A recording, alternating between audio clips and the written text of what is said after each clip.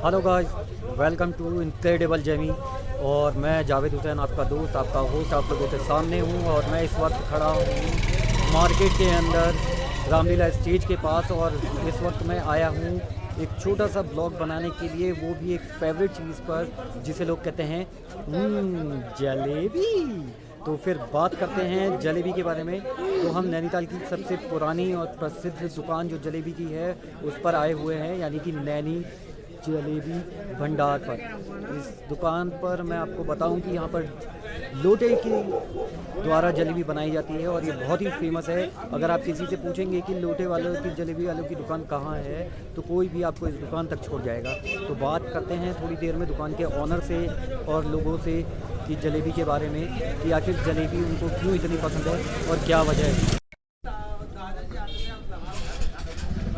आप देख रहे हैं इस समय मैं हूँ जलेबा भंडार पे, नैनी जलेबा भंडार। और ये एक इतनी पुरानी दुकान है कि लोग कहते हैं कि यहाँ की जलेबी नैनीताल में सबसे ज़्यादा प्रसिद्ध है। उसकी वजह है लोटे के द्वारा जलेबी का बनाया जाना, यानी इस दुकान को लोटे वालों की दुकान भी कहा जाता है।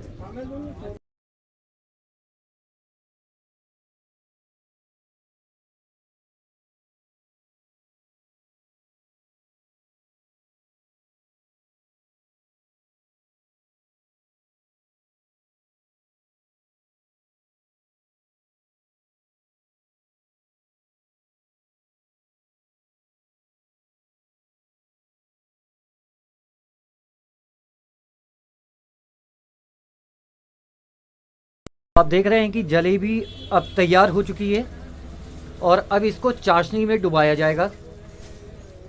आपके सामने आप देखिए कितनी मोटी जलेबी है, एकदम करारी दिखने वाली। आपके सामने चाशनी में जलेबी को डुबाया गया। ये आपने देखा कि किस तरह से चाशनी में डुबोकर जलेबी को निकाला जाता है। ये चाशनी है। आप देख रहे हैं यहाँ पर इस वक्त दुकान में कस्टमर लोग जलेबी खा रहे हैं। और हम बात करेंगे यहाँ पे जो एक कस्टमर है जो कि काफ़ी ओल्ड हैं, उनसे बात करेंगे। हमारे साथ इस समय हैं गिरीश बिस्ट जी। गिरीश सर, कैसे हैं आप? बहुत बढ़िया। सर, आप यहाँ जलेबी खाने इतनी दूर रोज़ आते हैं? जी, मैं हल्द्वानी हूँ। जब भी नैनीताल आता हूँ यहाँ जलेबी जरूर खाता हूँ। तो आपका इस दुकान से कितना साल पुराना संबंध है? बहुत पुराना संबंध है साहब। मेरे दादाजी यहाँ खाया करते थे। मेरे दादाजी यहाँ खा, मेरी उम्र 62 की है। मेरे दादाजी टाइम की दुकान है। मेरे दादाजी जब यहाँ रहते थे, सीमेंट हाउस में रहते थे, जब भी यहाँ आते बाजार में आते थे हमारे जलेबी लाते थे। मेरे पापा ने भी यहीं पढ़ा है, DSP में पढ़ा है, यहीं नौकरी करी है, तो वो भी यहीं से खाते थे। और मैं जो मैंने यहीं से नैनीताल बॉर्डरिंग किया है, तभी आता था। मैं हल्द्वानी हूँ, जब भी नैनीताल आता हूँ यहाँ दुकान जरूर आता हूँ जलेबी खाने। धन्यवाद। तो आपने सुना कि ये बहुत पुराने यहाँ के कस्टमर है और इनके दादाजी भी यहाँ पर जलेबी खाने आते थे, पिताजी भी, और ये स्वयं अभी भी हल्द्वानी से यहाँ तक आते हैं जलेबी के लिए। तो दोस्तों, मैं बैठा हूँ नैनी जलेबा भंडार में और आप देख रहे हैं कि मेरे हाथ में है जलेबी, ये देखिए। और मैं जलेबी को टेस्ट करके देखता हूँ।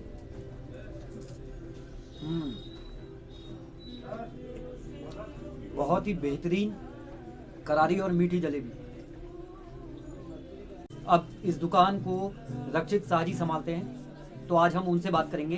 पहले मैं जलेबी ख़त्म करता हूँ और फिर बात करते हैं रक्षित शाह जी से।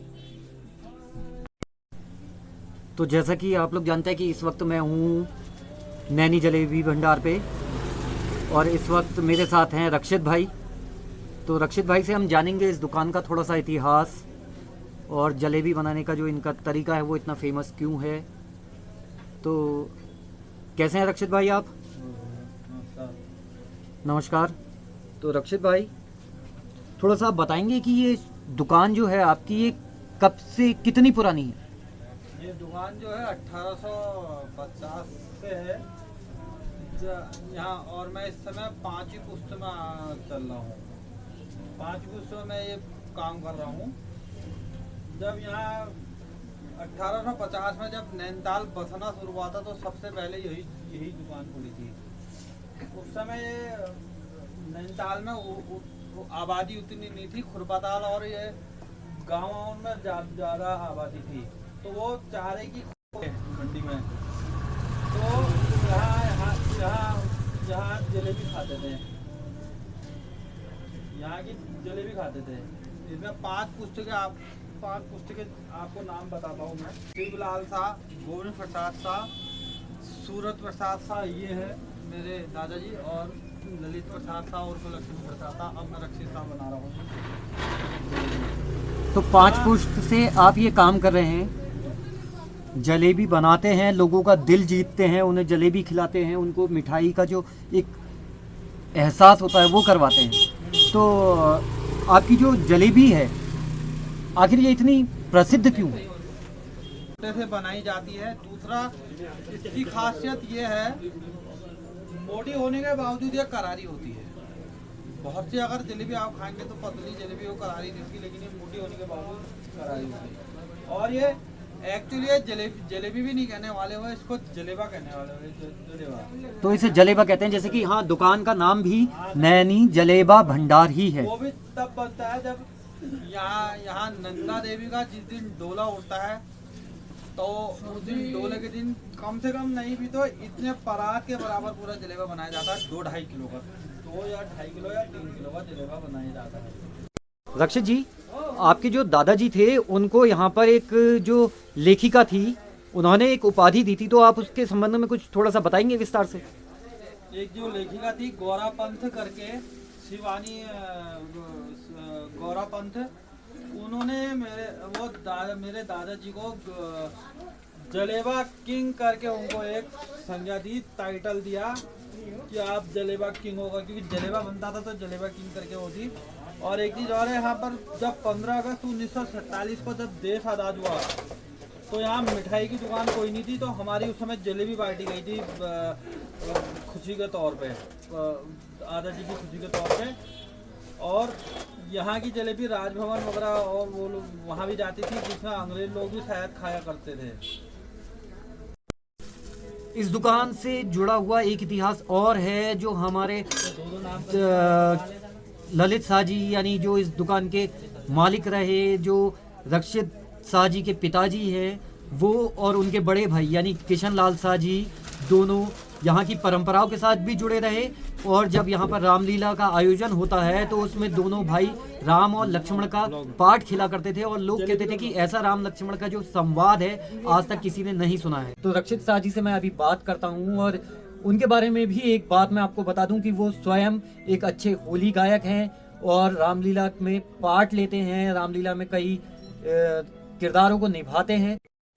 तो हमारे साथ है रक्षित शाह जी, और हम इनसे जानना चाहेंगे कि आप कितने समय आपको हो गया है ये जलेबी बनाने के अलावा, आप जैसे रामलीला में और होली महोत्सव में भी भाग लेते हैं, तो कितने वक्त से आप रामलीला और होली महोत्सव में सक्रिय हैं? रामलीला में मैं 2013 से जुड़ा हूँ, मतलब पहले साल ही मैंने कुंभकर्ण का पाठ खेला। उसके बाद फिर मैं उसी साल से, उसके बाद 2014 से जब होली कार्यक्रम शुरू होने लगे पौष के त्योहार से, तो होली में भी बैठने लगा। यहाँ मैंने रामलीला में मैं कुंभकर्ण बना हूँ, खरदूषण बना हूँ, हुसैन वैद्य बना हूँ, बंदीजन बना हूँ, बाली बना हूँ और खरदूषण। तो रक्षित जी, हम चाहेंगे कि आपका भविष्य और उज्जवल हो, आप इसी तरह लोगों के दिलों से जुड़े रहें, लोगों का मुंह मीठा करते रहें और दिलों को भी मीठा करते रहें। फिर होगी आपसे मुलाकात। धन्यवाद। तो आप लोगों ने देखा किस तरह से जलेबी बनती है, और इस जलेबी का जो इतिहास है वो 1850 के आसपास से शुरू होता है। नैनीताल के अंदर पहली जलेबी की जो दुकान है उसमें इस वक्त मैं बैठा हुआ हूँ, और यहाँ पर जो जलेबी का इतना इतिहास है कि 1947 में जब देश आज़ाद हुआ तो कोई मिठाई की दुकान ना होने पर इनकी जलेबी के द्वारा ही लोगों का मुंह मीठा कराया गया। फिर मैं आप लोगों को दोबारा मिलूंगा एक नए और किसी दूसरी वीडियो के साथ, जिसमें फिर मैं आपको किसी न किसी तरफ लेकर जाऊंगा और एक मनोरंजन से भरपूर स्वादिष्ट वीडियो जरूर परोसूंगा। इसी के साथ मैं आपसे विदा लेता हूं। मैं जावेद हुसैन आप लोगों का होस्ट, आप लोगों का दोस्त